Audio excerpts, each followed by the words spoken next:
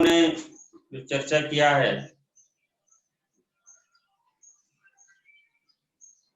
Europeans में Portuguese और Dutch, इनके बारे में कुछ विशेष। भारत में व्यापार के उद्देश्य से आने वालों में जो अगले हैं आफ्टर डच, वो है ब्रिटिश। आज हम लोग ब्रिटिश और कोशिश करेंगे कि ये यूरोपियों का आगमन, अराइवल ऑफ यूरोपियंस जो हम लोग पढ़ रहे हैं, कोशिश करेंगे कि आज इसको पूरा कर लें इस टॉपिक। ठीक है,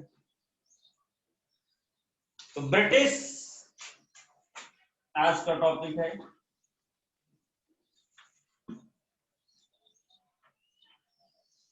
यानी कि अंग्रेज।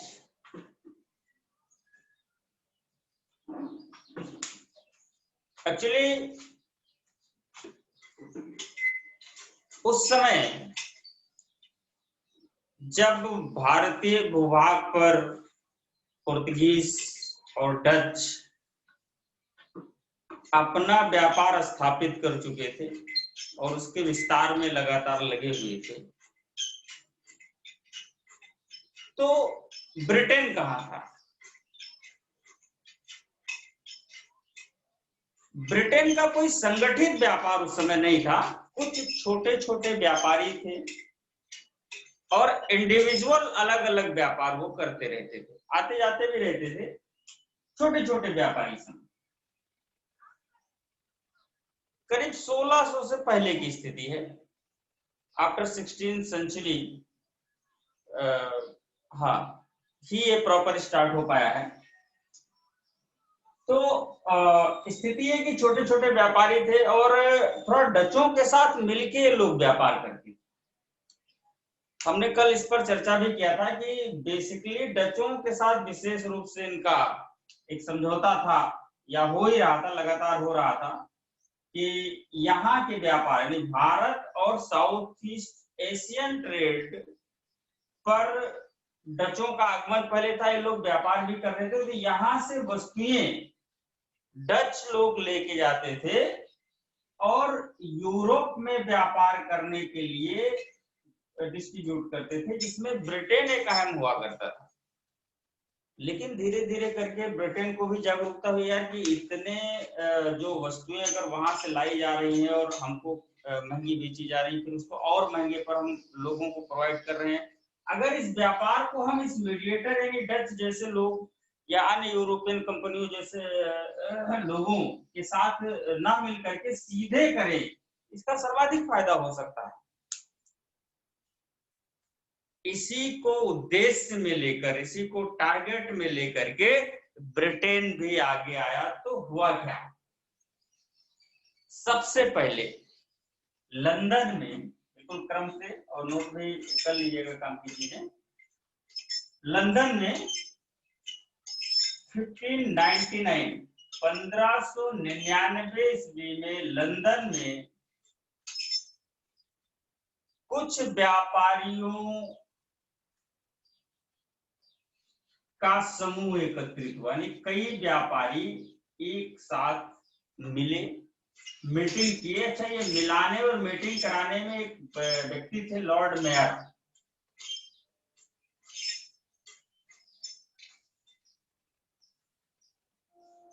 लॉर्ड मेयर का इसमें बड़ा रोल रहा है। तो लॉर्ड मेयर के अगुवाई में कुछ व्यापारियों का समूह लंदन में 1599 में एकत्रित हुआ और इस विषय पर चर्चा हुआ कि इस व्यापार को भारत और दक्षिण पूर्व एशियाई देशों के साथ सीधे कैसे स्थापित किया जाए, ये बिचौलिए हटा दिए जाए। नतीजा ये निकला कि सारे लोग जो छोटी छोटी पूंजी लेकर के अलग अलग इंडिविजुअल ट्रेड कर रहे हैं, इंडिविजुअल व्यापार में लगे हुए हैं, अपनी पूंजी को इकट्ठा करके एक बड़ी कंपनी स्थापित किया जाए और जिसके पास जितनी पूंजी इन्वेस्टमेंट की थी उतने का उसको शेयर होल्डर बना दिया जाए, उतने का हिस्सेदार। ये प्रोप्राइटर्स वर्ग है। ठीक है, तो बात बन गई। 1599 में कुछ व्यापारियों ने मिलकर के एक कंपनी बनाई पूर्वी देशों के साथ व्यापार के लिए, उसका नाम था द गवर्नर एंड कंपनी। कीजिएगा, पहले नाम से the governor and company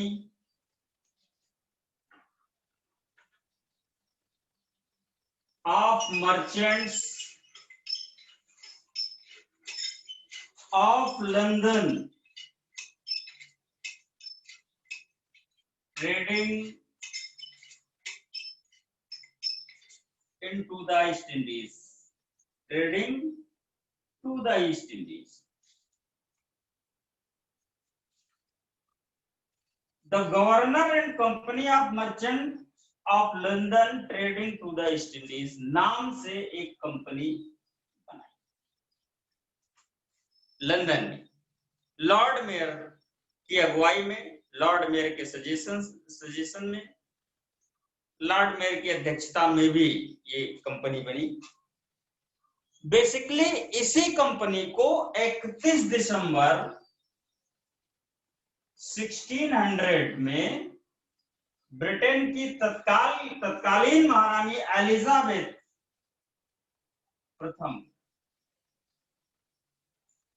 Elizabeth प्रथम ने इसी कंपनी को अप्रूव कर दिया, एथराइज्ड कर दिया, यानी कंपनी के रूप में सरकारी मान्यता इसको मिल गई।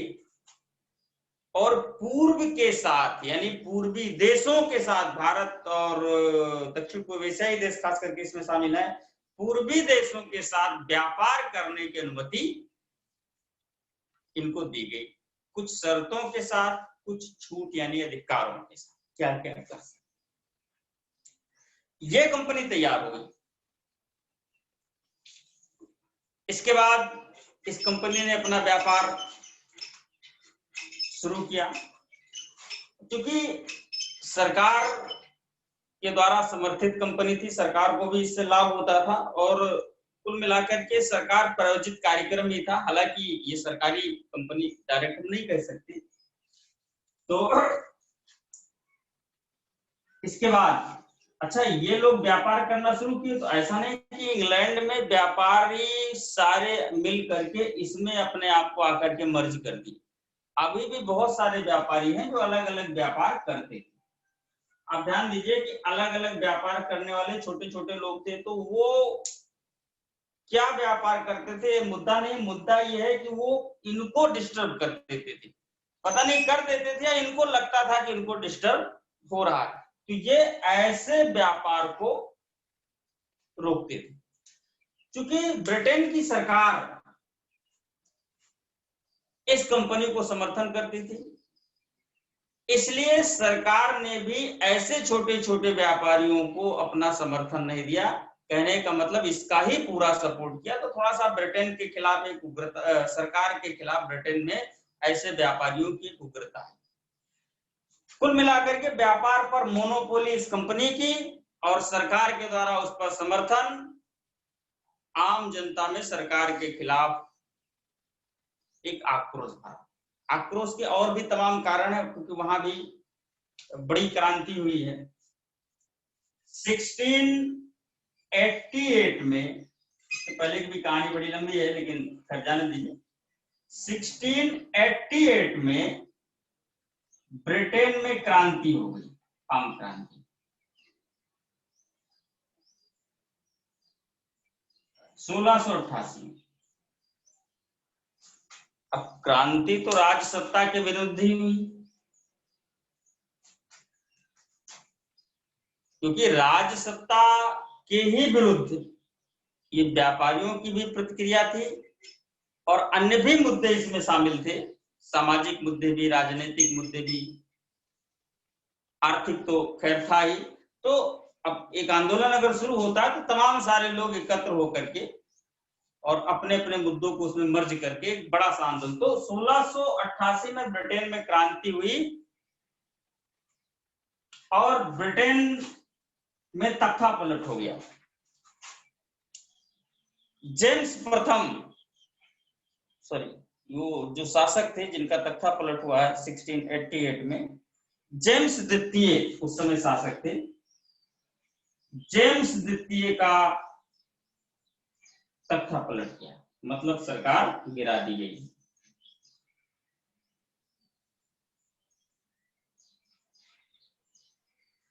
ब्रिटेन में पार्लियामेंट्री सिस्टम शासन व्यवस्था स्थापित हुई, संसदीय प्रणाली। ब्रिटेन में संसदीय प्रणाली शासन व्यवस्था में स्टार्ट हुई। उस समय एक पार्टी थी व्हिग पार्टी, ब्रिटेन में व्हिग पार्टी, ये सत्ता में आई। विलियम तृतीय व्हिग पार्टी के लीडर विलियम तृतीय और इनकी पत्नी मेरी, इनकी पत्नी का नाम है मेरी, बाकी कोई ऐसी बात नहीं है। तो विलियम तृतीय और उनकी पत्नी मेरी का संयुक्त शासन स्थापित ब्रिटेन में। अब ये व्हिग पार्टी, ये एक ये जो कंपनी थी, केवल इसी के फेवर में नहीं वो उसका निर्णय होता था। उसका मत था कि व्यापार पर एकाधिकार ठीक नहीं, केवल यही governor and company of merchants केवल यही व्यापार करें और बाकी सारे आए अगर व्यापार करने थे कि इंडिविजुअलिटी इसकी बनी रहे, और बाकी सब कुल मिला के इससे तो फिर ये लोकतंत्र, अब चूंकि संसदीय प्रणाली लागू हुई है तो वहां तो सबको समान अधिकार मिलना चाहिए। तो कुल मिलाकर के जो मुद्दा है वो ये है कि व्हिग पार्टी इस फेवर में बिल्कुल नहीं थी कि व्यापार पर इस कंपनी का अधिकार बना रहे। उसने सभी को छूट दी कि सभी लोग अपना अपना व्यापार कर सकते हैं, छूट सभी को।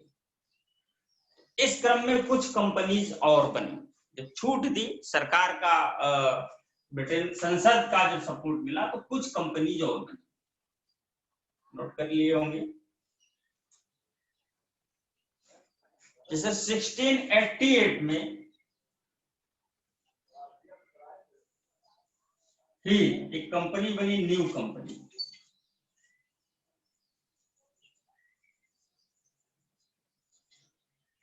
न्यू कंपनी 1688 में, तो वहां के शासन का समर्थन है, सारे लोग अपना अपना व्यापार करें। लेकिन ये जो कंपनी मुख्य मूल कंपनी है, कंपनी ये गवर्नर एंड कंपनी पहले वाली, ये इन लोगों को वैलिड नहीं मानती थी, व्यापार के लिए वैधानिक नहीं मानती थी। और इन कंपनियों को दस्तंदाज, नोट कीजिएगा, दस्तंदाज यानी डिस्टर्बिंग एलिमेंट के नाम से संबोधित करती। तो छूट मिल गया तो ये सारे लोग अपना व्यापार करने आए, लेकिन इनका यानी पहले वाली कंपनी का विरोध भी पूरी तरीके से होता था। हुआ ये कि इस कंपनी का एक जहाज था रेड ब्रिज, इस कंपनी का एक जहाज रेड ब्रिज, इसको पहले वाली कंपनी ने पकड़ लिया, जब्त कर लिया। तो मामला तूल पकड़ा, थोड़ा विरोधाभास शुरू हुआ और संसद तक बात गई ब्रिटेन की। उसने कहा कि भाई अगर हमने छूट दिया इसके बाद भी ये स्थिति है, तो उसने क्या किया कि एक हाउस ऑफ कॉमन्स में एक विधि पास कर दी। वो डेट है 19 जनवरी 1694, 19 जनवरी 1694 को ब्रिटिश पार्लियामेंट के हाउस ऑफ कॉमन्स में इस आशय का एक बिल पेश किया गया। किस आशय का? एक बिल पेश किया गया कि जब तक संसद यानी ब्रिटिश संसद विधि या कानून बनाकर किसी कंपनी या किसी व्यापारिक फर्म को व्यापार का एकाधिकार प्रदान नहीं करती थी, तब तक ब्रिटेन के सभी व्यापारियों को पूर्व के साथ व्यापार करने की पूरी छूट है, कोई किसी को। अब ये कानून बन गया, एक बिल पेश करके एक कानून बना दिया कि जब तक संसद इस आशय का कोई विधि या नियम बना करके किसी कंपनी या किसी व्यापारिक फर्म को व्यापार का एकाधिकार नहीं देती है, तब तक ब्रिटेन के सभी व्यापारी फ्री हैं पूर्व के साथ व्यापार करने। कानून बना दिया। तो अब जो अन्य लोग थे, जो मूल कंपनी है गवर्नर, इससे हट करके व्यापार कर, उनका उत्साह बढ़ा। अब ब्रिटेन में पार्लियामेंट्री सिस्टम लागू हो जाने के कारण वहां की जो सरकार है, गवर्नमेंट, जो राजशाही व्यवस्था, वो थोड़ा सा नेपथ्य यानी पर्दे के पीछे चली गई। उसका भी बड़ा नुकसान हुआ। नुकसान, अब जो मेन सत्ता हुई थी तो आय उसकी भी पार्लियामेंट्री सिस्टम लागू होने के कारण डिस्टर्ब हुई, उसका भी नुकसान। अब वो नुकसान या इनकम कम होने को की भरपाई कैसे हो, तो उसकी भरपाई ये कंपनीज कर रही थी। खास करके ये सरकार प्रायोजित जो कंपनी थी पहले वाली, ये कुछ ज्यादा ही कर रही थी। अब जब पार्लियामेंट ने नियम लागू कर दिया तो अब ये जो कंपनी है, इनको लगा कि सरकार को अगर पैसा दिया जाए तो वो ढेर सारे विशेषाधिकार हमको प्रदान कर सकते। ठीक है। इसी क्रम में 1699 में बहुत सारा पैसा दे करके, यानी रिश्वत दे करके, 1699 में बहुत सारा रिश्वत दे करके ब्रिटिश सरकार से ये न्यू कंपनी ने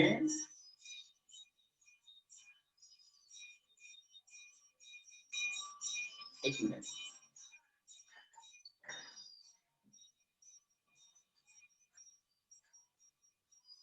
न्यू कंपनी ने कुछ विशेषाधिकार प्राप्त, मतलब सनदों की एक श्रृंखला प्राप्त कर ली। वहां जाकर के पूर्व के क्षेत्रों के साथ व्यापार करना है, तो पूर्व के क्षेत्रों के साथ व्यापार करने में जो अधिकार है राजा ही प्रोवाइड करता था।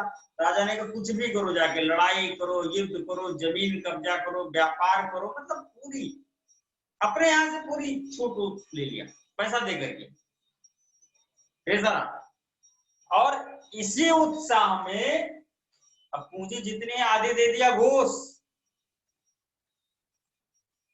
और सर्टिफिकेट्स की पूरी श्रृंखला ले ली अधिकारों की। ध्यान दे, इस क्रम को थोड़ा सा बनाए रखिएगा। हालांकि यहाँ से प्रश्न उतने आते नहीं, लेकिन क्रम को जानने के लिए और आगे की स्थिति सिचुएशन क्लियर करने में तो काम पड़ता है, जरूरत पड़ती है। तो क्रम बनाए रखिए। और इसी उत्साह में 1698 में दो कंपनी और बनी, एक general society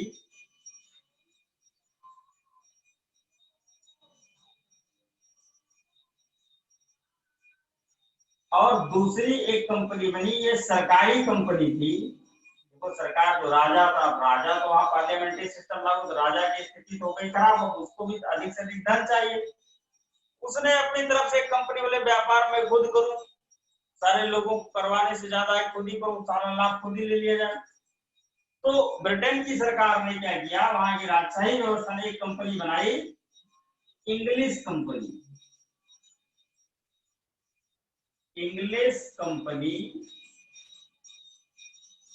trading to the East Indies, to the East Indies. English company trading to the East Indies नाम से ये भी उत्साह। अब ये सारे लोग पूरे अधिकारों के साथ वो स्रोत हैं, जितने अधिकार पूर्व के देशों के साथ व्यापार करने के लिए हो सकते थे, अब वो अधिकार देता राजा था, पैसा लेकर के इनको खूब दिया और खुद ही कंपनी बनाई, तो सारे अधिकार उसके हाथ में है। बहुत सारे अधिकारों के साथ इस व्यापारिक प्रतिस्पर्धा में, इस ट्रेडिंग कंपटीशन में पूर्वी देशों में कूद पड़े। लेकिन होगा क्या, देखो एक कंपनी बहुत पहले से व्यापार कर रही है, कौन? The governor and company of merchants of London trading into the Indies. अब उसको करीब करीब 50 साल से ज्यादा का अनुभव है, 60-70 सालों का अनुभव है काम करने का। उसके पास पूंजी भी पर्याप्त मात्रा में है, एसेट्स भी पर्याप्त मात्रा में है, पकड़ भी उसकी जमीनी पर्याप्त ढंग की है। ये लोग अभी अभी पहुंचे हैं, तो पैसा दे करके तो उधर अधिकार लिए और पहुंचे। अब यहाँ पर पूर्वी देशों के साथ व्यापार में इनका जो कंपटीशन है, वो competition the governor and company से। इस कंपटीशन में ये कौन, ये न्यू, ये जनरल सोसाइटी, ये इंग्लिश, ये तीनों फेल। इस कंपटीशन में ये तीनों फेल।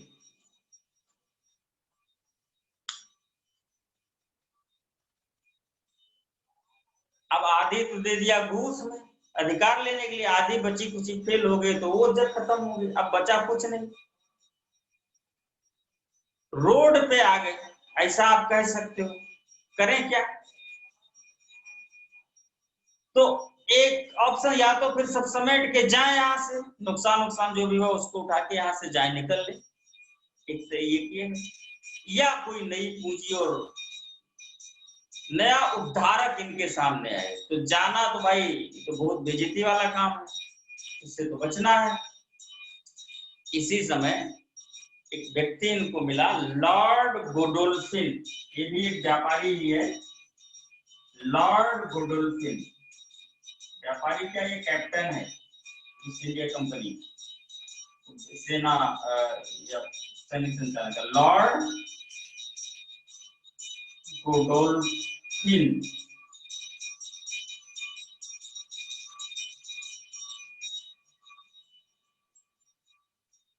इसने मध्यस्थता की इन कंपनियों के बीच में, new company, general society, English, सब इसने मध्यस्थता की,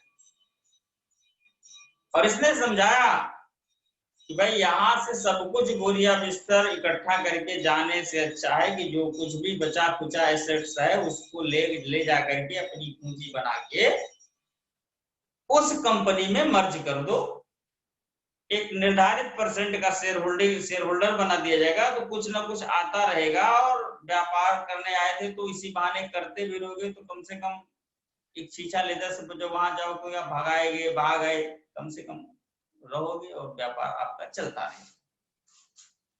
समझाया?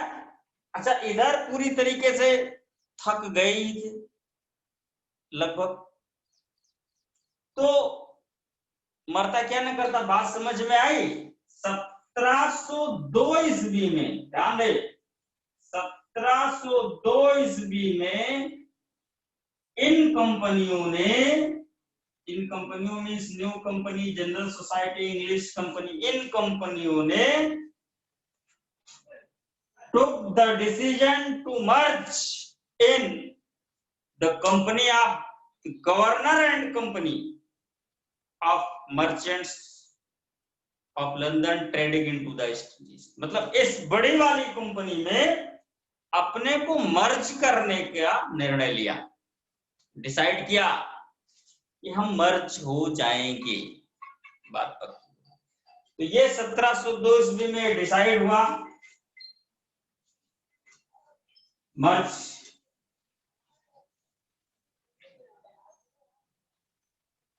और ये डिसीजन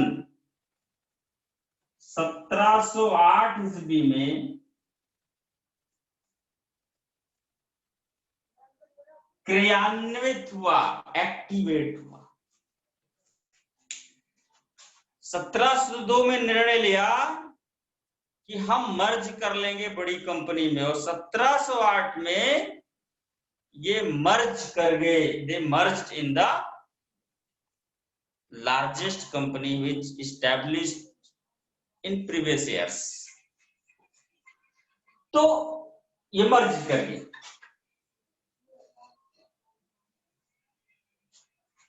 अब इस कंपनी का नाम बदलेगा। कुल मिलाकर के ब्रिटेन के जितने प्रतिस्पर्धी थे इस व्यापार में सब हो गए एक। तो अब मर्ज होने के बाद इस कंपनी का नाम चेंज हुआ और अब इसे कहा गया, पहले नाम था इसका द गवर्नर एंड कंपनी, अब United and company of merchants of London था, वो चेंज होगा England of merchants of England trading into the East Indies, ये नाम इसका। और इस नाम से इसने अपना व्यापार प्रारंभ किया। ये व्यापार चला 1833 ईस्वी के ब्रिटिश अधिनियम के द्वारा इसका नाम बदल के ईस्ट इंडिया कंपनी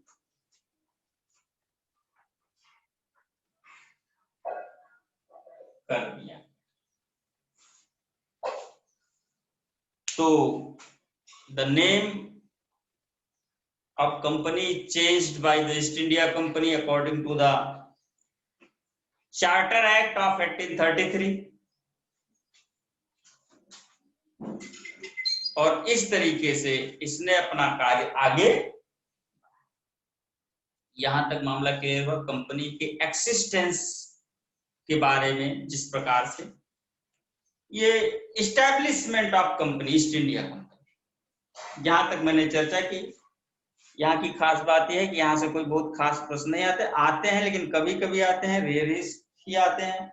लेकिन आगे की व्यवस्था या क्रम व्यवस्था को बनाए रखने के लिए और प्रश्न का ठिकाना, क्योंकि सिलेबस में है तो हमको तो पता नहीं होता क्या पूछा है क्या ना पूछे, इसलिए हम लेके सबको चलते हैं। इतना ही पता होता है कि कहाँ से क्या आएगा और क्या नहीं आएगा, तो पेपर ही ना सेट कर दिया जाए 300-400 प्रश्न बना के, उसी में से 100 प्रश्न मिल जाएगा। ऐसा नहीं होता, पूरा सिलेबस लेके चलना होता है और क्रम व्यवस्था भी मेंटेन करनी होती है। तो इसलिए इसको ठीक है, एक दो बार पढ़ रहेंगे, कुछ चीजें दिमाग में बनी रहेंगी, कुछ चीजें उतर जाएंगी। फैक्ट ज्यादा है, कॉन्सेप्ट कम है, लेकिन ध्यान रहे कॉन्सेप्ट का निर्माण ही फैक्ट पर होता है। अगर फैक्ट नहीं हमारे पास है तो हम कॉन्सेप्ट क्रिएट ही नहीं कर पाएंगे। तो कॉन्सेप्ट में हमको पढ़ना, मुख्य परीक्षा में तो कॉन्सेप्ट ही पढ़ना ढंग से, लेकिन फैक्ट को तैयार रखें तो हमको लगता है ज्यादा अच्छा है। तो कोशिश पूरी है दोनों लेके चला जाए। और अब आगे हम लोग पढ़ते हैं इस कंपनी को की प्रक्रिया। ठीक है, ईस्ट इंडिया कंपनी अस्तित्व में आई।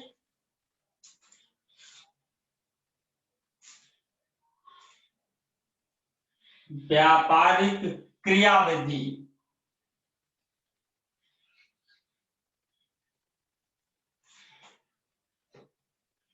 व्यापारिक क्रियाविधि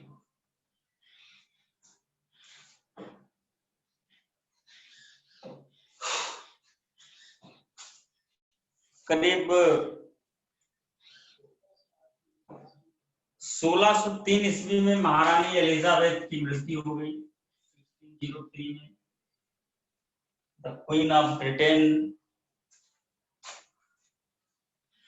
was died, and after that James प्रथम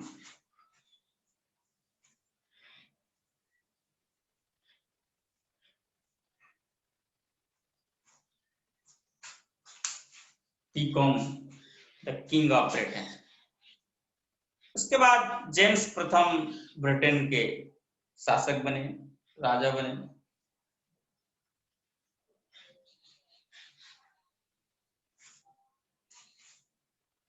और इन्होंने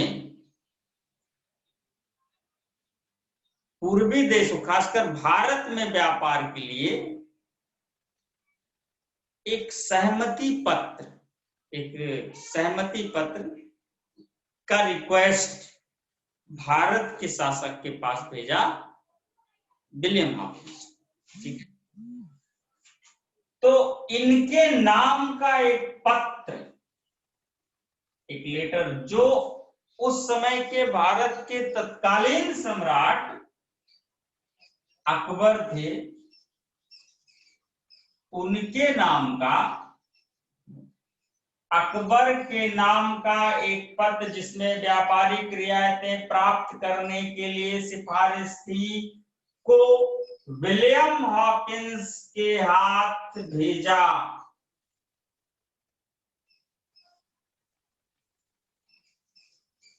विलियम हॉकिंस के साथ भेजा। क्लियर है ना भैया?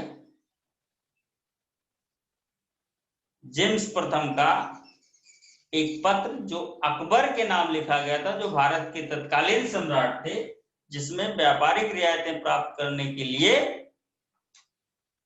रिक्वेस्ट थी, निवेदन था, कोई निवेदन ही था और क्या, निकाल लेंगे।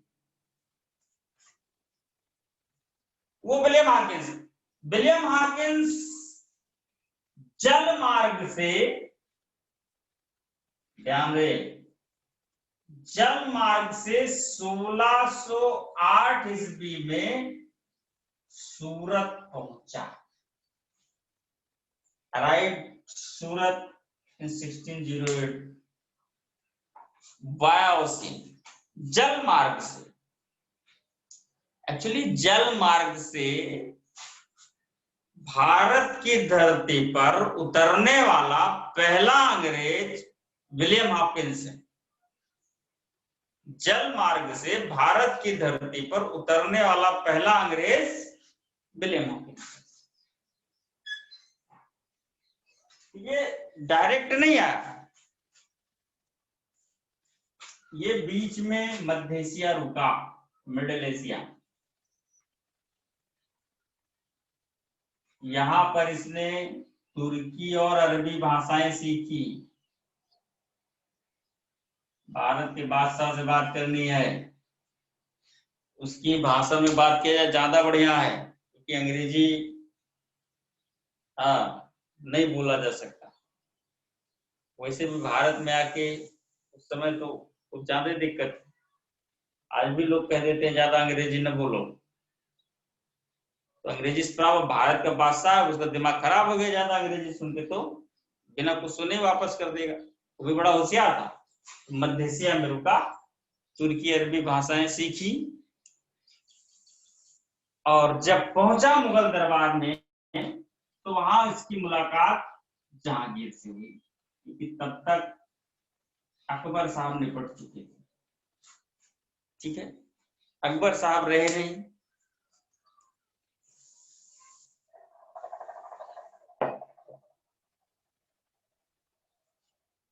जहांगीर से मुलाकात हुई। इसने जहांगीर से फारसी भाषा में बात की।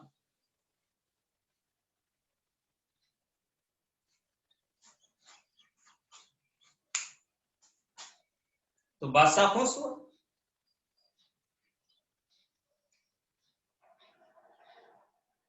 और इसने सूरत में, जहांगीर ने सूरत में एक फैक्ट्री स्थापित करने की अनुमति दी। सूरत में एक फैक्ट्री स्थापित करने की अनुमति दी। किसको? William Hawkins. अंग्रेजों को नाम ना लेके चलो, नाम सूरत में 1608 ईस्वी में। और न केवल ये अनुमति दी, ये परमिशन दिया, विलियम हॉकिंस को 400 का मनसब भी प्रदान किया। मनसब,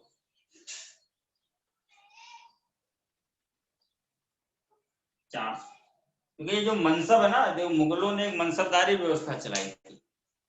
मनसबदारी व्यवस्था वो व्यवस्था होती थी जिसमें एक प्रकार की जागीरदारी व्यवस्था ही थी, लेकिन सैनिक और आर्थिक दोनों की सम्मिलित व्यवस्था, एक प्रकार से दरबार में हैसियत निर्धारित होती थी। दरबार में हैसियत कौन, जैसे दरबार के जो अधिकारी मंत्री जो भी विधायक सांसद थे उस समय के, तो कौन किस हैसियत का है ये मनसब से पता चलता है। इसमें दो चीजें हैं, बहुत मनसबदारी यहाँ नहीं बता, लेकिन दो चीज, मनसब नया शब्द है, कुछ लोगों ने अगर नया लगा हो, हालांकि काफी लोग पढ़े भी होंगे, लेकिन फिर भी मेरा दायित्व है कि मैं 2 मिनट चर्चा करूं। शब्द आया है, शब्द अगर नहीं समझ में आएगा तो फिर आगे की उसकी कहानी भी नहीं समझ, दिमाग उसी में उलझा रहता है क्या है नया आ गया। इसमें जात और सवार ये दो, तो एक होता है ना कि जैसे संख्या 400 का मनसब, यानी आपका जो लेवल है, जैसे कि आप हम किससे तुलना करें, ये वर्तमान आप यूपीएससी या वर्तमान में ये जो सिविल सर्विसेज की परीक्षाएं, आप इसको ले लीजिए category IAS, PCS, IPS, IFS, PPS वगैरह वगैरह ऐसे। अब ये मान लीजिए जात है, अब जैसे इसी को उसमें संख्या 400, 500, 1000, 2000, 5000 संख्या है, कौन कितनी संख्या, ठीक है, ये कैटेगराइजेशन है। तो कौन किस हैसियत में है उसको संख्या ने 500, 400 वो अधिकार, वो संख्या को जात निर्धारित किया। सवार होता था घुड़सवार, यानी पावर, उस समय सैनिक पावर ही मेन पावर होती थी। इसके बाद फिर एक निर्धारित संख्या से, जो जात की संख्या से कम ही होती थी, ज्यादा नहीं होती, जात की संख्या से कम ही होती थी, वो ज्यादा नहीं होती थी, सवार निर्धारित करते थे, उनकी पावर निर्धारित की जाती। तो जैसे कि आईएएस बन गए तो एक कैटेगरी के आईएएस लेवल का जो आपको राइट्स हैं, अधिकार हैं, व्यवस्थाएं हैं, सिस्टम प्रदान करते, लेकिन पावर कितनी मिलेगी, किसी को डीएम बनाया जाता है, किसी किसी विभाग का अध्यक्ष बना के भेज दिया, किसी को कहीं विभाग, किसी को, तमाम आईएएस ऐसे जिनको क्लर्क की हैसियत में पड़े रहते हैं, तमाम आईएएस ऐसे हैं जिनका लेवल आप समझ ही सकते हो, बड़ी पावर, उनके निकलने मात्र से लोग सतर्क रहते हैं। तो एक होती पावर, तो बहुत मैच नहीं खाएगा आज की व्यवस्था से, लेकिन थोड़ा बहुत क्या मतलब, तभी 50% ज्यादा मैच कर रहा है। मैंने समझाया, मैंने इसीलिए इसको कराया। तो ये मनसब में जात और सवार, तो ये जात का पद तो किसी को भी सम्मान के लिए दे कि आप इतने इस लेवल के अधिकारी ग्रुप में बैठ सकते, साथ में बैठ। पावर ये शासक के ऊपर था, कितनी दे कितनी न दे, ये समझने वाली बात दूसरी बात होगी, ठीक है। तो पावर, तो उसी प्रकार मुगल दरबार में इसको 400 का मनसब दिया गया, यानी कि उन 400 के लेवल के जो अधिकारी थे, उन अधिकारियों के पैरेलल बैठने का इसको अधिकार दिया गया विलेमा। ये क्वेश्चन पुट अप हो चुका है, ध्यान दें, 400 का मनसब वाला। तो सूरत में इनको व्यापारिक फैक्ट्री कोठी स्थापित करने की अनुमति थी, और ये, लेकिन सूरत 1608 ईस्वी पहला, लेकिन सूरत में, अब ऐसे क्रम से आप भी नोट कर लीजिएगा, 1608 सूरत, यहां अनुमति रद्द करनी पड़ी, अनुमति रद्द,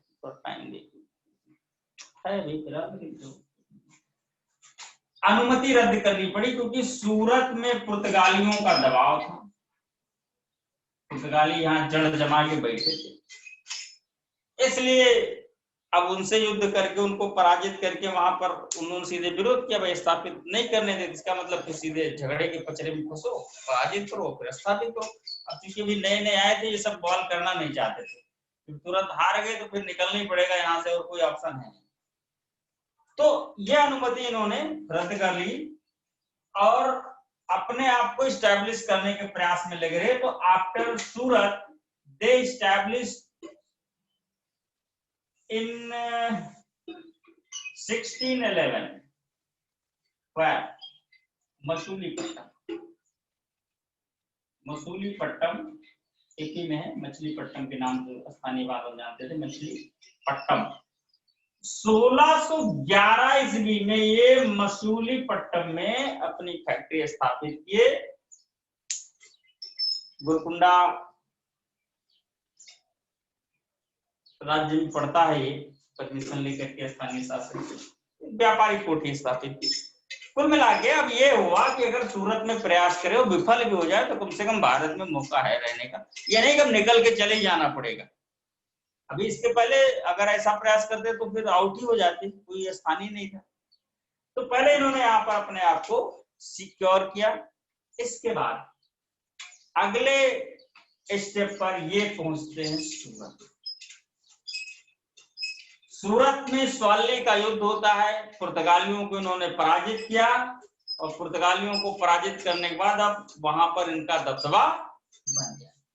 तो स्वाली के युद्ध के बाद 1611 में, जो मैंने लिखवा दिया इसलिए मैं बार बार नहीं लिख रहा हूं, 1611 ईस्वी में स्वाली के युद्ध में पुर्तगालियों को पराजित करने के बाद अंग्रेजों ने फिर नेक्स्ट ईयर 1612, देखो कहीं कहीं 13 में मिलता है, अब हम क्या करें यार इस पर कितना, तो हम 12-13 ऐसे लिख दें।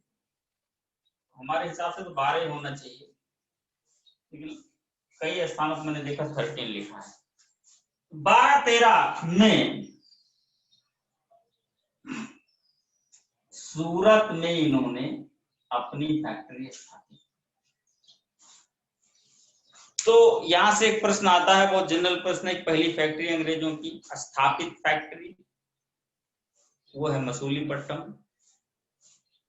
लेकिन अगर कभी नेचर बदले प्रश्न का और पहली अनुमति प्राप्त फैक्ट्री या पहली फैक्ट्री जिसके लिए इनको अनुमति दी गई थी सूरत या मसूलीपट्टम, तब सूरत है।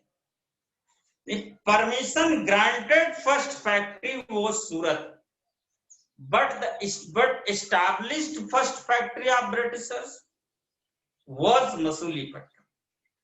ये बिल्कुल डिफरेंस क्लियर रखिएगा, प्रश्न यहीं से आता है। established Surat was the established second factory of Britishers, Surat Britishers की दूसरी फैक्ट्री भी स्थापित, ठीक है। तो बड़ी मुश्किल से सूरत में इन्होंने बनाया, तो वो फैक्ट्री थोड़ा किले बंद थी, सूरत की फैक्ट्री किले बंद थी। ये शासक से परमिशन ले करके उसको किले बंद में सुरक्षित सुरक्षा व्यवस्था, सुरक्षा घेरा बना, किले बंद फोर्टिफाइड थी। तो ये हो गया 1623 तक, 1623 तक भड़ौच, अहमदाबाद, आगरा में इन्होंने अपनी फैक्ट्रियां स्थापित कर दी। भड़ौच सूरत में है, तो गुजरात में है, अच्छा बंदरगाह है। भड़ौच, अहमदाबाद,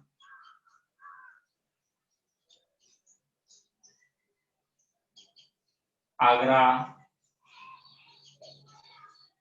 जहां सब अपनी फैक्ट्री स्थापित, ठीक है। इन 1632 1632 में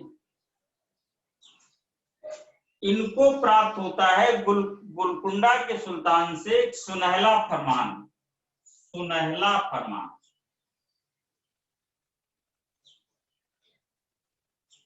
गोल्डन फरमान किससे? गोलकुंडा के सुल्तान से। तो गोलकुंडा के सुल्तान से सुनहला फरमान प्राप्त करते हैं क्या?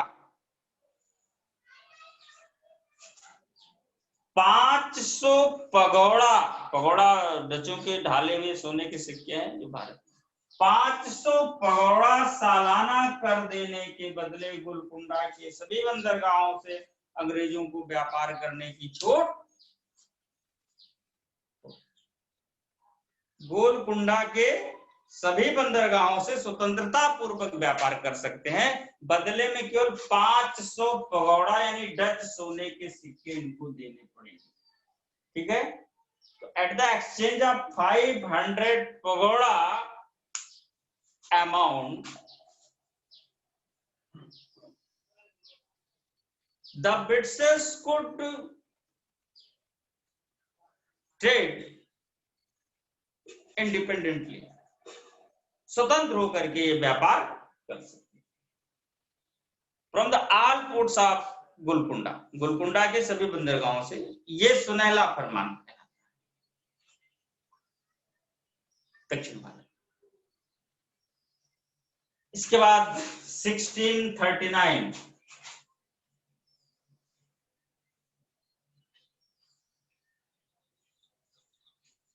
1639 फ्रांसिस डे नामक एक अंग्रेज ने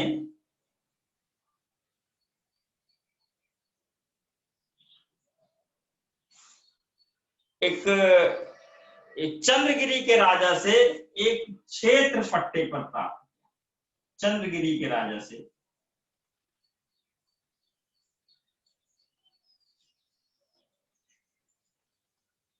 एक क्षेत्र पट्टे पर लीज पर प्राप्त किया।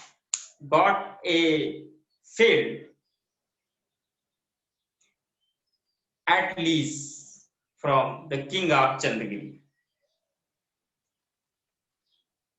और वहां पर इन्होंने फोर्ट सेंट जॉर्ज की स्थापना की, एक बस्ती बसाई, अपनी फैक्ट्री बसाई सेंट फोर्ट जॉर्ज के नाम से, सेंट फोर्ट जॉर्ज ये बस्ती, जो भविष्य का मद्रास बना। सेंट फोर्ट जॉर्ज के नाम से बस्ती बसाई जो भविष्य का मद्रास बना। ध्यान रहे, मद्रास शहर का फाउंडर कौन?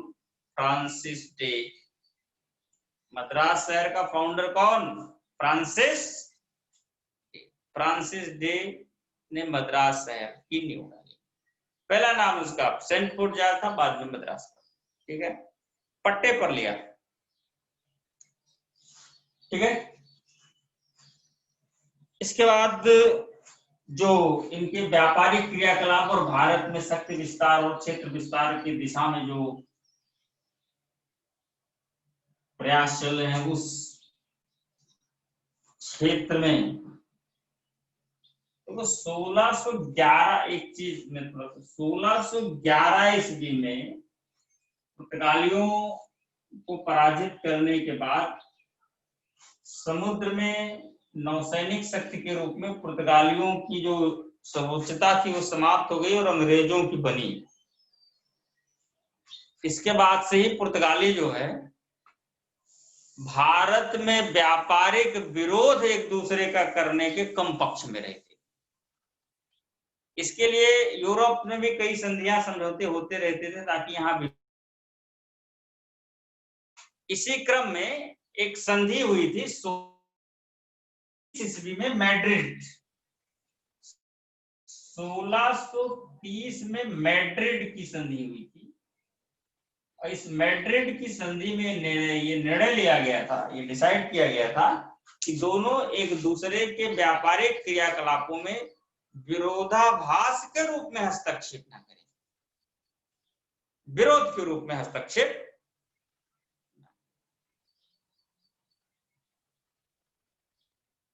और करीब करीब 1660 में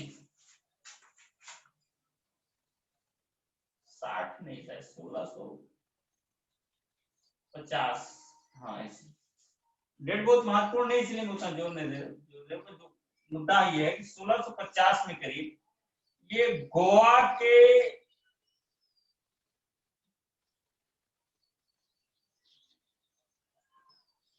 (35) 1635 या ये डेट क्लियर है। 1635 गोवा के पुर्तगीज गवर्नर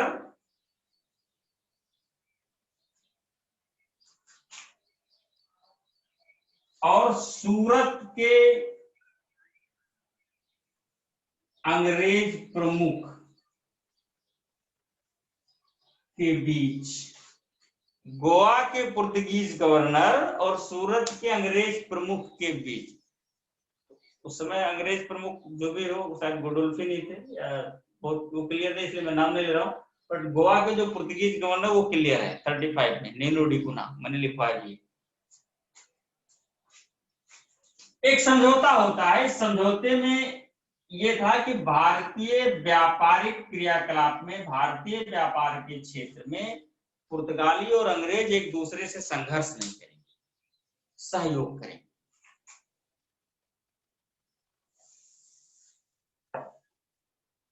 पुर्तगाली और अंग्रेज एक दूसरे से संघर्ष नहीं करेंगे बल्कि एक दूसरे का सहयोग करेंगे। तो अभी क्यों हो रहा है आप समझ सकते हैं। नहीं, पुर्तगाली ऐसी भाषा, हाँ,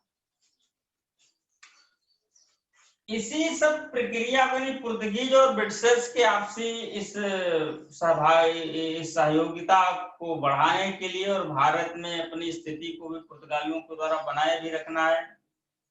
संघर्ष करेंगे तो पूरी तरीके से मिटा दिए जाएंगे, 1611 में ही निर्णय हो चुका था।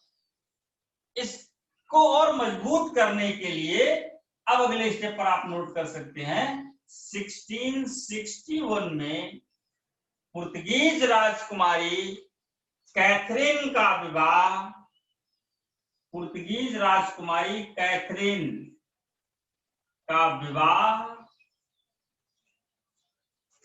ब्रिटिश राजकुमार चार्ल्स द्वितीय के साथ हुआ। ये बाद में शासक भी हो जाएंगे, ये शासक ही हैं, ये तुरंत हो ही जाएंगे शासक ही मान लीजिए। चार्ल्स सेकंड के साथ हुआ। इन 1661 Portuguese Princess Catherine was married with Charles II. और इस तरीके से इस विवाह में पुर्तगालियों के हाथ में बंबई है, अंग्रेजों के हाथ में सूरत। ध्यान दें, पुर्तगालियों के हाथ में बंबई है, अंग्रेजों के हाथ में सूरत।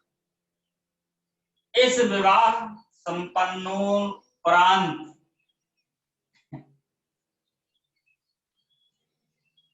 बंबई दहेज में दी। पुर्तगालियों ने बंबई को दहेज में दे दिया, अंग्रेज यानी चार्ल्स सेकंड। क्या करना है यार बंबई उसका, लेकिन दे दिया। एक्चुअली ये सब बहाना है। मामला था कि व्यापार में ईस्ट इंडिया कंपनी को बंबई की जरूरत थी। अब उसकी निगाहें बंबई पर गड़ी थी। बंबई पुर्तगालियों के व्यापारिक अधिकार में था। बंबई को कैसे लिया जाए ये दिमाग लगा रहा था। पुर्तगाली भी समझ गए यार कि ये दिमाग ही नहीं लगा रहे, काम भी करेगा, और काम करेगा तो एक बार मार चुका है, दोबारा भी नौबत आ सकती। इससे पहले कि छीन के ले जाए, पूरे समाज में बेइज्जती हो, किसी बहाने से दे दिया जाए। हमको तो ऐसे लगता है, ठीक है। तो कुल मिलाकर के अंग्रेजों को बंबई चाहिए थी। इससे पहले कि वो जीत के लें, ये इस प्रक्रिया के माध्यम से बंबई। अब राजा को क्या करना है यार बंबई, यहां से लोग उधर जाते हैं इंग्लैंड घूमने टहलने, अपना जो भी है ना, वहां से यहाँ कौन आता है यार। और बंबई की स्थिति, तो राजा को क्या करना है यार बंबई। उसने क्या किया, 1668 में बंबई को 10 पाउंड वार्षिक किराए पर, पाउंड ब्रिटेन की मुद्रा है, 10 पाउंड वार्षिक किराए पर, एनुअल रेंट पर ईस्ट इंडिया कंपनी को दे दिया। बात वहीं पहुंची घूम टहल के जहां से शुरू हुई थी। कंपनी की निगाहें गड़ी थी। इतनी प्रक्रिया के बाद कंपनी ने इस रूप में ले लिया। 10 पाउंड वार्षिक किराए पर चार्ल्स सेकंड ने ईस्ट इंडिया कंपनी को। अब बंबई अंग्रेजों के हाथ में, बंबई अंग्रेजों के हाथ में, सूरत है पहले से। तो 1669 में अगले स्टेप पर सूरत का उस समय जो प्रेसिडेंट है वह है जॉर्ज ऑक्साइडर। सूरत का प्रेसिडेंट जॉर्ज ऑक्साइडर। इस तरीके से आप नोट कर लीजिए कि जेराल्ड ओंगियार को जॉर्ज ऑक्साइडर के स्थान पर सूरत का प्रेसिडेंट और दूसरा बंबई का गवर्नर नियुक्त किया। यानी Gerald ओंगियार was appointed as the president of Surat and the governor of Bombay at the place of George Oxider, who was the president of Surat. अब दोनों क्षेत्र को एक व्यक्ति के द्वारा मैनेज करा देगा। अभी केवल सूरत था, अब दोनों मैनेज करना। हो सकता है ऑक्साइडर ना मैनेज कर पा रहे हो, जेराल्ड ओंगियार पर ज्यादा विश्वास रहा हो मे बी। तो 1669 में जेराल्ड ओंगियार को जॉर्ज ऑक्साइडर के स्थान पर सूरत का प्रेसिडेंट और मुंबई का गवर्नर, ये कुछ ज्यादा ही तेज तर रहा था। पहुंचते इसने संचालक मंडल को, कोर्ट ऑफ प्रोपराइटर्स को पत्र लिखा। देखो ये सब मिला ना, तो वो मन का उद्गार। मैंने ऐसे नहीं कहा कि ये सब विवाह वगैरह बहाना है, मार खाने के भय से सब। आखिर इतना होने के बाद उसने उगल ही दिया। जेराल्ड ओंगियार ने एक पत्र लिखा। After being posted of both post he wrote to his court of proprietors।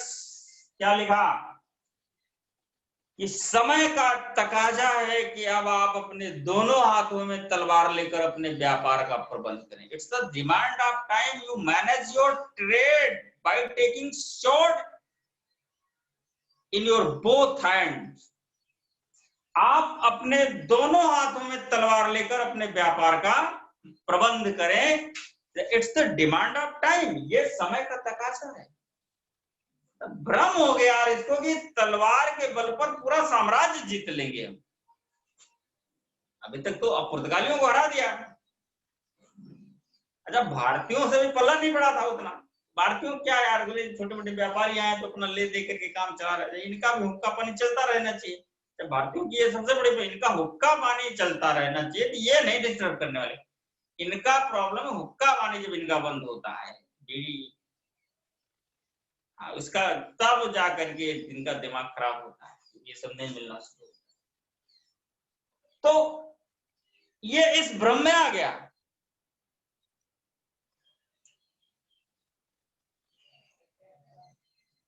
ठीक है, भ्रम में आ गया।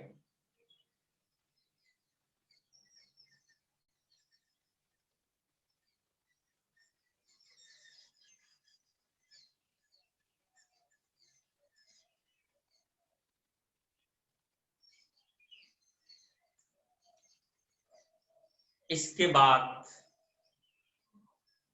तो कोई प्रॉब्लम तो क्रिएट होगी, बात मुगल एम्परर तक पहुंचेगी। उस समय बैठा उस औरंगजेब, तो प्रॉब्लम हो। तो यहां तक हम लोग पहुंचे दक्षिण भारत में अंग्रेजों का विस्तार और सुदृढ़ीकरण।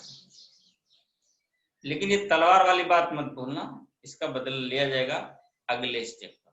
ठीक है,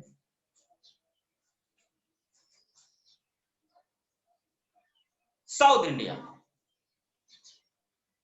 इधर मद्रास प्रमुख केंद्र के रूप में इनका बन चुका था।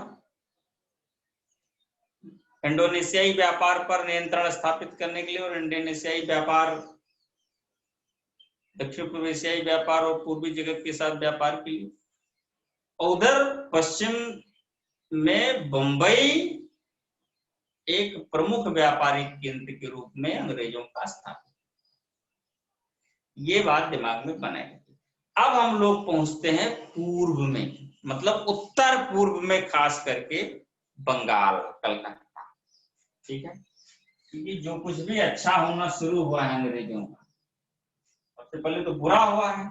सब कुछ भी अच्छा होने से पहले बुरा खूब होता है।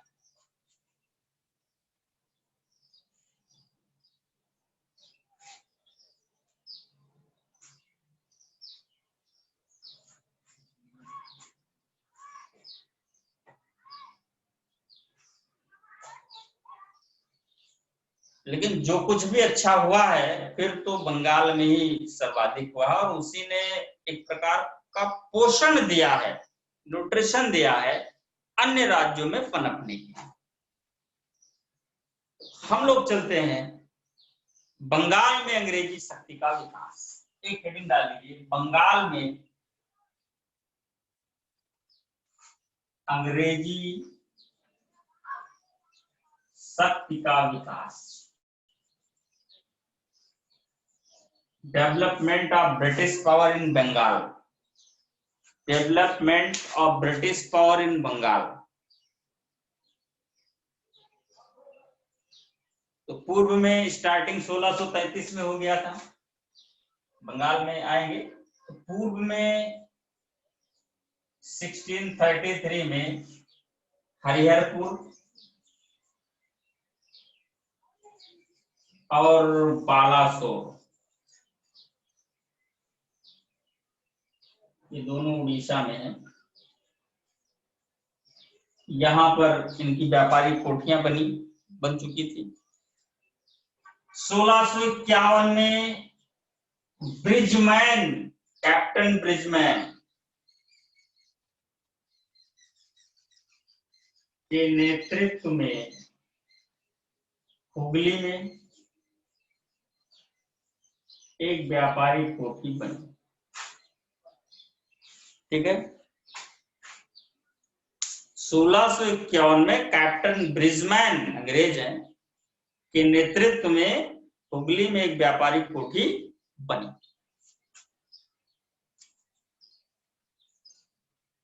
ये पूर्व में एंट्री है, उत्तर पूर्व खासकर। रियायतें कैसे मिली और इस्टेब्लिशमेंट कैसे हुआ, उसको क्रम से 1651 में ही बंगाल के सूबेदार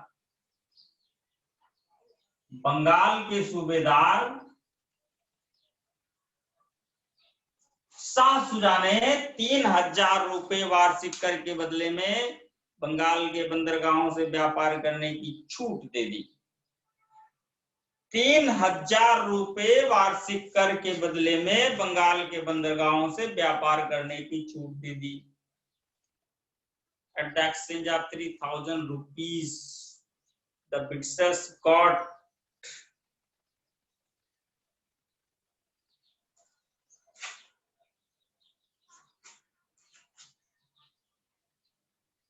relaxation in trade from the all ports of Bengal. Bengal के सभी बंदरगाहों, एक्चुअली ये जो छूट मिली है 3000 रुपए के बदले में, शाह सुजा ने दिया है किसको? एक अंग्रेज चिकित्सक हैं, ग्रेबियन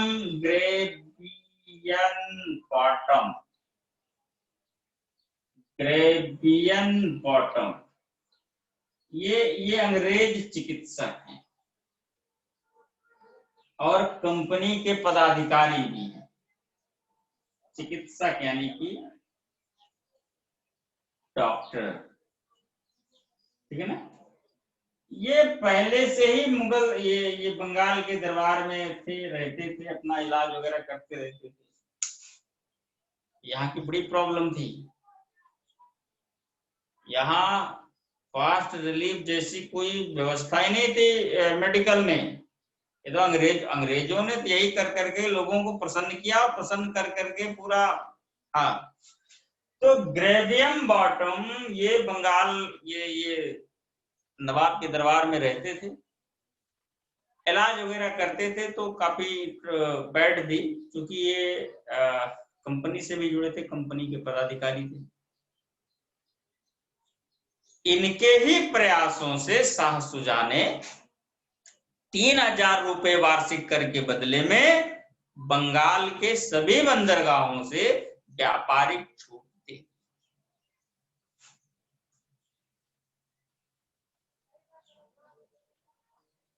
हालांकि शाह शुजा के उत्तराधिकारियों ने इस तरीके से छूट स्वीकार नहीं किया। उन्होंने तमाम प्रकार के टैक्स लगाए शाह शुजा के बाद, लेकिन 1772 में वो 1772 में अगले स्टेप पर 1672 में जब बंगाल का नवाब शाइस्ता खां था, उसने बंगाल से व्यापार करने के इस छूट पर न केवल पक्की मोहर लगाई बल्कि फ्री भी कर दिया। इसने इस छूट को पुष्ट कर दिया, प्रूव्ड कर दिया। Proof the pre relaxation which was given by the Shah Shuja to the Gravian Bottom। तो शाइस्ता खां ने इस छूट को पक्का कर दिया पहले जो मिला था, और ना केवल छूट को पक्का कर दिया बल्कि फ्री कर दिया, यानी कि 3000 रुपए भी माफ। तो और मामला बढ़ गया। शाइस्ता अंग्रेजों को लगा भाई ये हो सकता है, उनको लगा डरते चले जा रहे हैं, डराते ही चले जा रहे हैं लगातार, जो भी लग रहा हो। बट शाइस्ता खां ने जब ये छूट दी तो थोड़ा सा मनोबल इनका बढ़ा। अच्छा, इतना छूट व्यापार हो रहा बंगाल से, और सर्वाधिक आय भारत में बंगाल से ही होती थी, मैक्सिमम इनकम।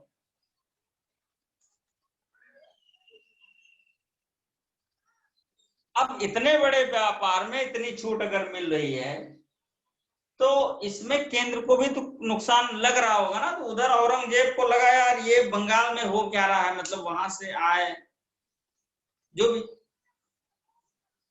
तो उसने जब ध्यान अपना आकर्षित किया बंगाल की ओर, तो पता चला इधर दूसरी खिचड़ी पक रही है। यहाँ तो बड़ी दोस्ती और मैत्री निभाई जा रही है अंग्रेजों के साथ। उसने क्या किया, 1680 में अगले स्टेप पर 1680 में तुरंत छेड़ा नहीं, उसने पहले तो लोगों को आदेश दिया भाई अंग्रेजों को व्यापार करने के लिए कोई अवरोध नहीं डालेगा, कोई फर्जी चुंगी कर वगैरह नहीं मांगेगा।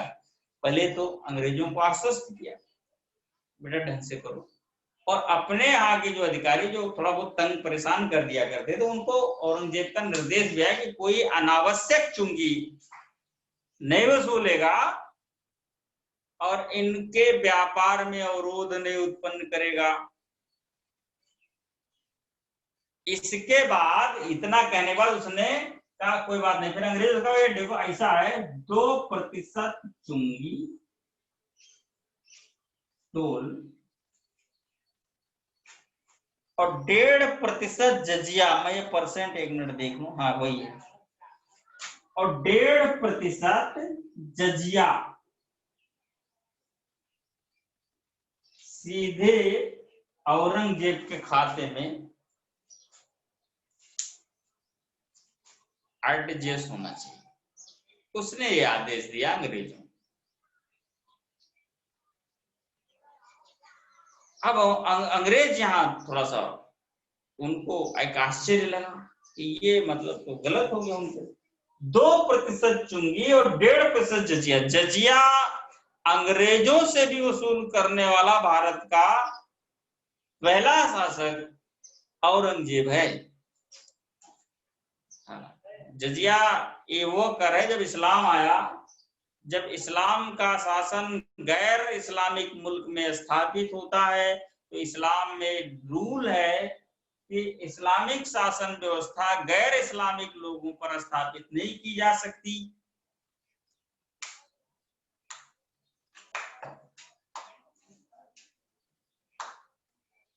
इस्लामिक शासन व्यवस्था गैर इस्लामिक लोगों पर स्थापित तो क्या करें, भारत जितना बड़ा साम्राज्य पा रहे हैं, केवल इतनी इसी विधि के कारण छोड़ दे भारत, तो विधि नहीं नहीं ऐसा नहीं है, तो तुरंत वो उसका रूल निकाल लेते थे। एक्चुअली मैं उसमें बहुत नहीं जानना चाहता, लेकिन रूल निकाल ही लेते थे। उन्होंने कहा अगर ये लोग इस्लामिक शासन व्यवस्था की सुविधाओं को पाना चाहते हैं तो अकॉर्डिंग टू रूल, जिसको हम शरा कहते हैं, शरीयत, तो उसके बदले जजिया कर देंगे, तो ये भी हमारी सुरक्षा व्यवस्था और हमारे सुरक्षा व्यवस्था और हमारे जो योगदान है उसका लाभ ले सकते। जजिया एक विभेदकारी कर था जो हिंदुओं यानी गैर मुस्लिमों को मुसलमानों से अलग करता था। कहानी लंबी है, मैं उसमें नहीं जाऊंगा। तो जजिया पर कई लोग छूट भी प्राप्त करते, ब्राह्मण है, बालक है, स्त्रियां हैं, अपंग हैं, भिखारी हैं,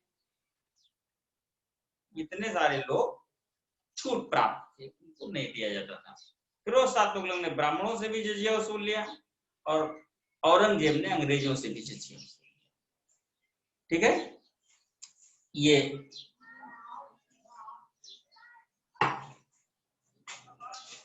तो 1.5% जजिया लगा दिया, 2% चुना।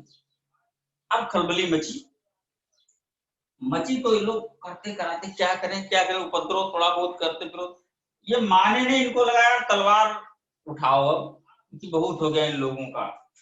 और 1686 में इन्होंने हुगली में कर दिया विद्रोह, यानी कि हुगली की लूटपाट मचाई, मुगलों को मारा, मतलब मुसलमानों को मारा, प्रतिष्ठानों को लूटा, ये सब किया, उपद्रव किया। 1686 में अंग्रेजों ने हुगली की लूट की।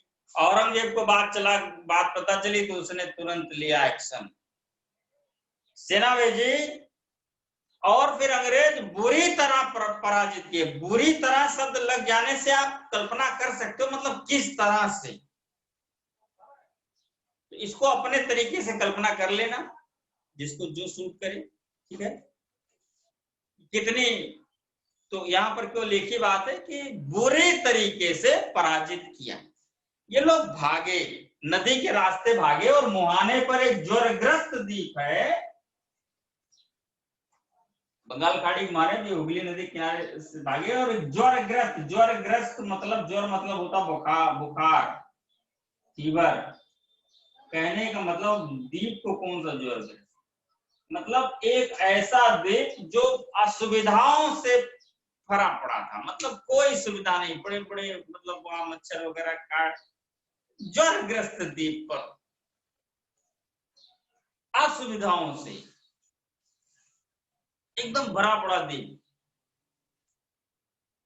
अब क्या करें, आपस में लोग डिस्कस करें, यार तो बुरा कर दिया यार। अब वो औंगियार को याद करें, कहाँ गया ये औंगियार, कहाँ गया, मतलब ढूंढ रहे कुछ लोग, पा नहीं रहे।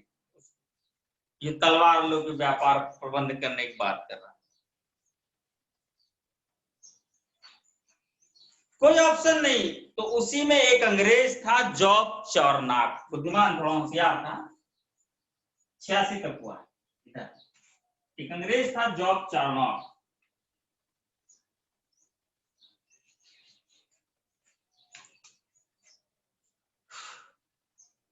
उसने, वो थोड़ा धैर्यवान था, उसने डांटा दिला, भाई देखो इस तरीके से कुछ नहीं होगा, भाग चलने से भी कुछ नहीं होता है। उसने कहा मैं प्रयास करता हूं, और उसने उसी द्वीप से बातचीत चलाई, सुलह समझौते। तो जॉब चौरनाक के प्रयासों से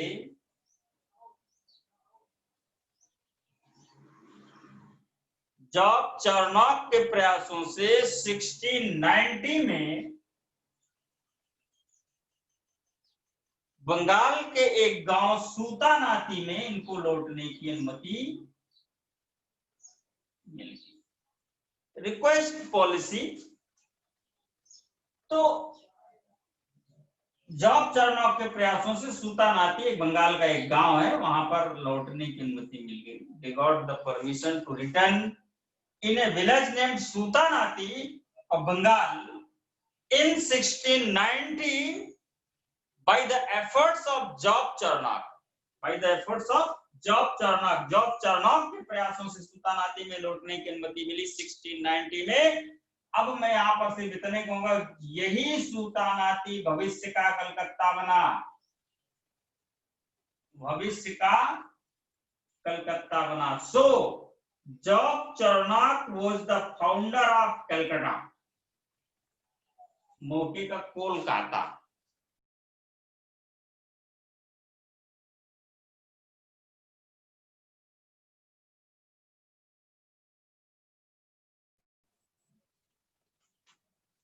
जॉब चार्नॉक कलकत्ता का संस्थापक माना जाता है, इस तरीके से। ठीक है, तो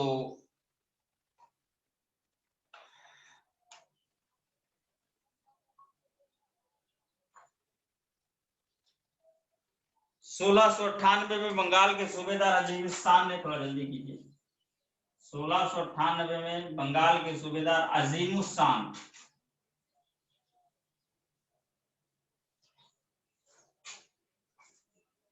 ने अंग्रेजों को 3 गांव की जमींदारी, लैंड होल्डिंग प्रदान कर दी। Give the land holding.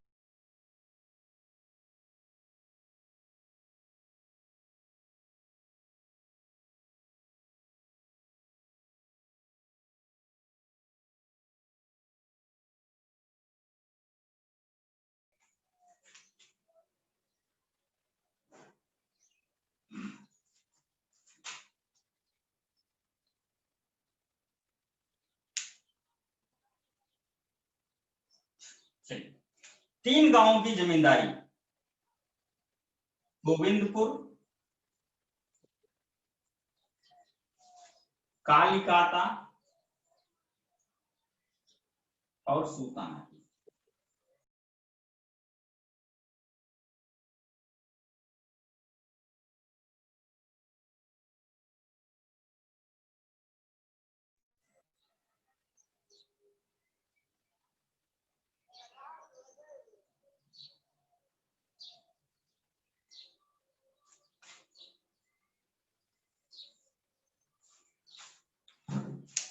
प्राप्त हुई, अंग्रेज इन्होंने प्रदान की अंग्रेजों, जहां पर इंग्लैंड के सम्राट के नाम पर फोर्ट विलियम की स्थापना की गई। फोर्ट विलियम की स्थापना की गई इंग्लैंड के सम्राट के नाम पर। इनकी जो फैक्ट्री स्थापित हुई, इनकी जो कोठी स्थापित हुई, और चार्ल्स आयर इसका पहला प्रेसिडेंट बना, फोर्ट विलियम का। चार्ल्स आयर फर्स्ट प्रेसिडेंट बना। 1700 ईस्वी में इसी फोर्ट विलियम को 1700 ईस्वी में प्रेसिडेंसी नगर घोषित किया गया। प्रेसिडेंसी नगर घोषित किया गया। बाद में 1774 से लेकर के नेक्स्ट 1774 टू 1911 यही फोर्ट विलियम, जो कलकत्ता के नाम से जाना जाता है, अंग्रेजों की औपचारिक राजधानी बनी रही। अंग्रेजों की औपचारिक राजधानी बनी रही, फॉर्मल कैपिटल ये बना।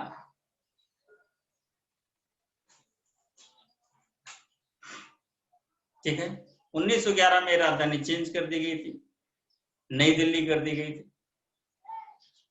तृतीय दिल्ली दरबार लॉर्ड हार्डिंग द्वितीय के समय में 1912 में ट्रांसफर हो गई थी। तो कुल मिलाकर के ये अंग्रेजों की एक्टिविटी, फिर इसके बाद पूरा एस्टेब्लिशमेंट है। पूरा आधुनिक भारत में अंग्रेजों को ही पढ़ना है, इसलिए समझ लो क्रम आगे जारी ही रहेगा। फिलहाल यहाँ पर उस नाम से यूरोपियों के आगमन में अंग्रेजों की जो भूमिका है, मैं खत्म करता हूँ। 2 मिशन लेकर के, 2 मिशन आए थे यहाँ पर, थोड़ा सा 2 मिनट चर्चा है। एक नॉरिस मिशन,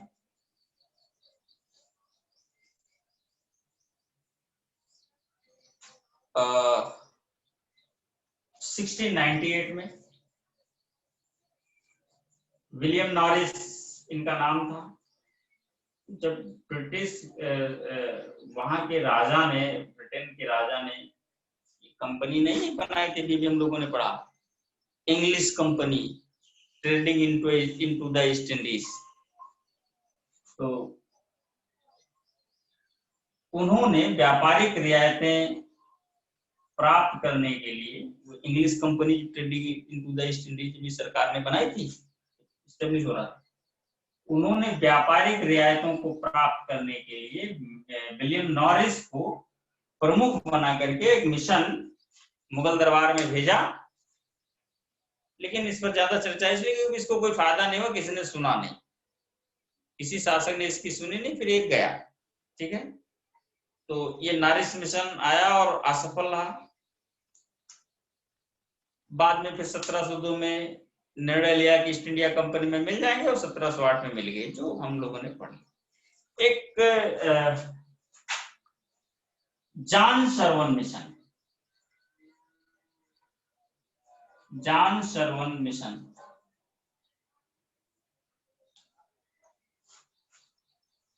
1715।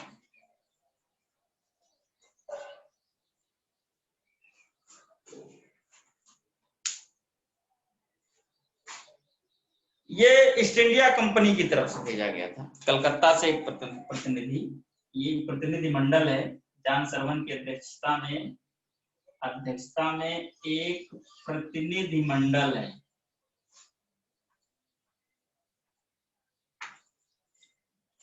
ठीक है, ये कलकत्ता से कंपनी ने भेजा था मुगल दरबार में। ठीक है, इसमें ये तो अध्यक्ष थे, दो और सदस्य थे, एक विलियम हैमिल्टन,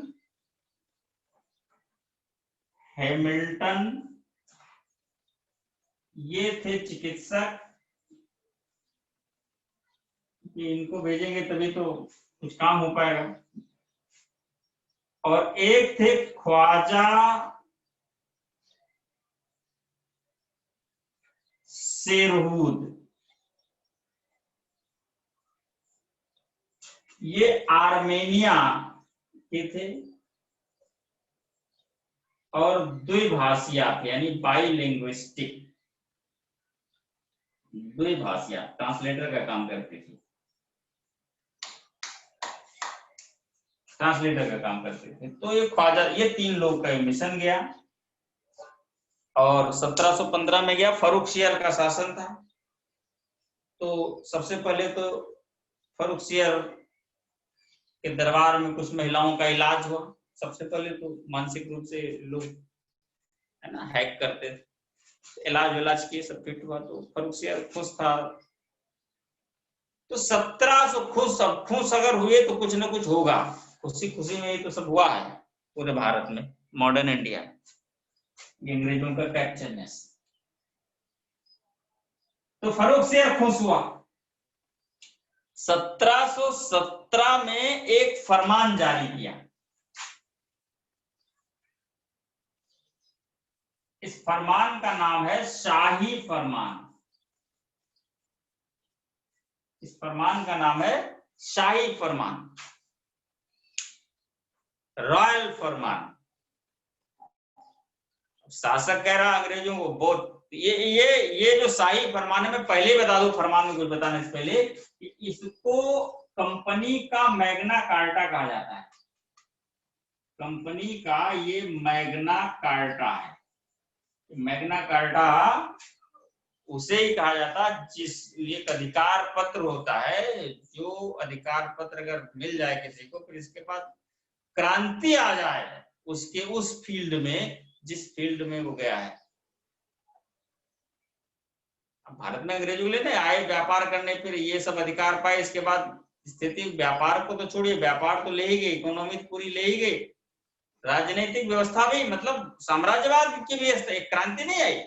तो ये सब वो बिंदु हैं, वो फरमान है, अगर ना मिले होते शायद वो नौबत ना आती। इसलिए अंग्रेजों के लिए इसको मैग्ना कार्टा कहा। अब ये मैग्ना कार्टा सुनिए है क्या। नंबर 1, 3000 रुपए वार्षिक कर के बदले में बंगाल के सभी बंदरगाहों से व्यापार की छूट। 3000 रुपए वार्षिक कर के बदले में बंगाल के सभी बंदरगाहों से व्यापार करने की छूट। Relaxation for trade from all port of Bengal at the exchange of 3000 rupees as the tax.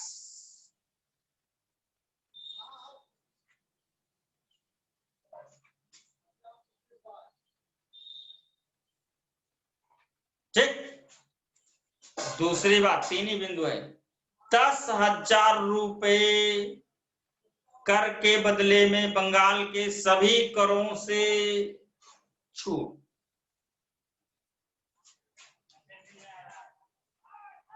सूरत के सभी करों से छूट दे दी गई। All taxes,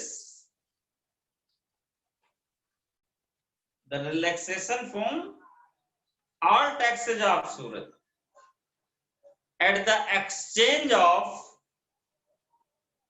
10,000 rupees as the tax per annum. प्रतिवर्ष 10,000 रुपए कर के बदले में सभी टैक्स।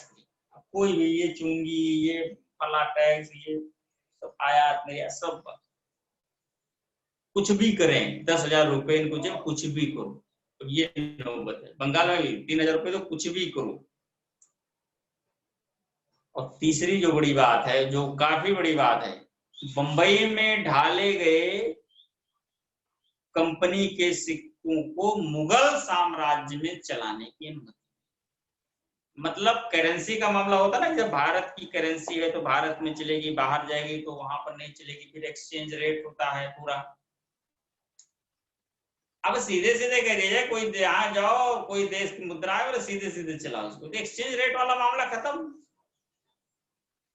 तो एक प्रकार से अगर उसकी मुद्रा वजनदार है और अपनी मुद्रा अगर हल्की है तो वो भारी पड़ जाएगा ना। जैसे डॉलर आए और यहाँ पर आम रूप से चलने लगे, तो यहाँ का रुपया तो कमजोर है,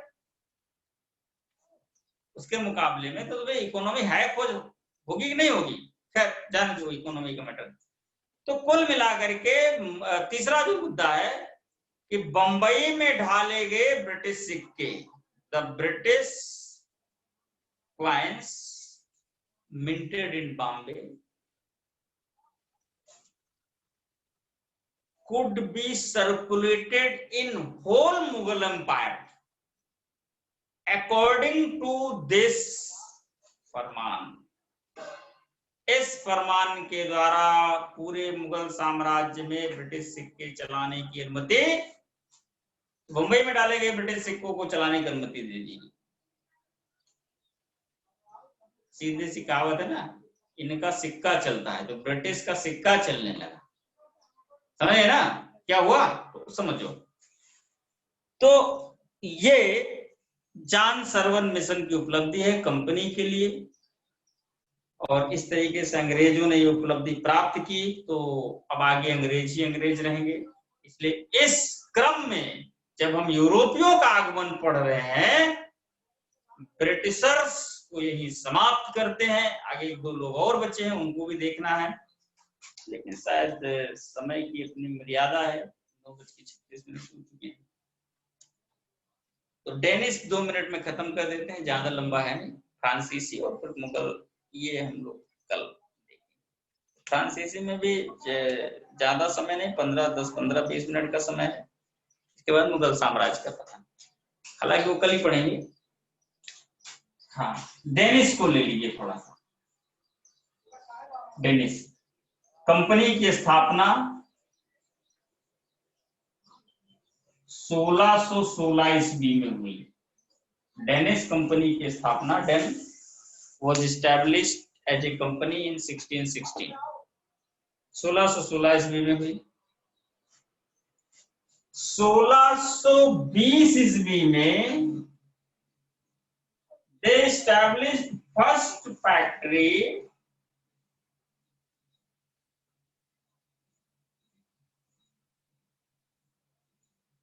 in India at Trankebur.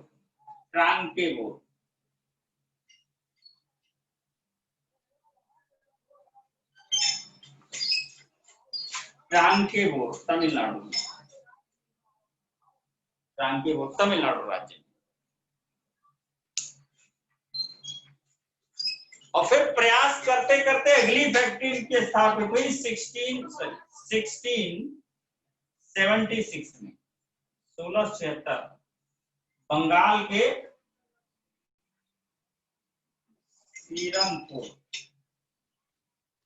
के श्रीरामपुर में इनकी दूसरी फैक्ट्री स्थापित। इतना लंबा गैप बताता है कि इनको अपने को स्थापित करने में बहुत ज्यादा संघर्ष करना पड़ रहा है। करते कराते थक गए, जब इनको लगा नहीं कर पाएंगे तो 1745 में काफी प्रयास किए। इधर भी इन्होंने अपने सभी एसेट्स, कोठी संपत्ति को अंग्रेजों को बेच दिया और यहां से चले गए। In 1745 they sold out all the assets to Britishers and went away. इस तरीके से डेनिश आए गए, बहुत ज्यादा टेंशन लिया नहीं, दिया भी नहीं। अब अगले फ्रेंच हैं, फ्रांसीसी हैं। 10-15 मिनट की बात फ्रांसीसियों की थी, चिंता मत कीजिए, आज नहीं पढ़ाएंगे कल ही। कुल मिला के हमने खत्म करने के लिए कहा था, तो हो ही गया थोड़ा सा। इसके बाद मुगल साम्राज्य की पतन कल हम लोग पढ़ेंगे। क्रम व्यवस्था को लेकर के ऐसे आगे चलेंगे। अभी हम लोग बिल्कुल time to according to syllabus ठीक ही चल रहा है। अगर लगेगा कि हाँ थोड़ा पीछे चले रहे हैं तो हम लोग एक्स्ट्रा समय ले सकते हैं। हालांकि ऐसी कोई घोषणा अभी हम नहीं कर रहे हैं आपको, ठीक है। तो अंग्रेज यही फिनिश होते हैं और आज की क्लास भी यही हम समाप्त कर रहे हैं।